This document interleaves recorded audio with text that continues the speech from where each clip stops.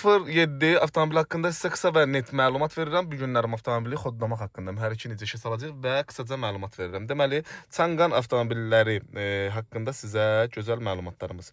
Motor 1.5 elektrikli motordur. Gücü 300-370 at gücündən ibarətdir. Sıfırdan 100-ə yığması 7,1 saniyədir. Elektrik yürüyüşü 145-215 at gücünə malikdir. Korobka, CVT, variator tipli korobkalardır və motoru necə işə salırıq, o haqqında sizə məlumat verim. Deməli, burada gördüyünüz bax bu işarə üstündən vururuq. Bu işarənin üstündən vurduq. Düşürük burada ən aşağı, çox sadə və gözəl net. Vurduq üstündən və burada, bax gördüyünüz bax burada sağda belə bir pəncərə açılacaq və bu işarəni vuracaqsınız. Artıq avtomobilimiz koddadır.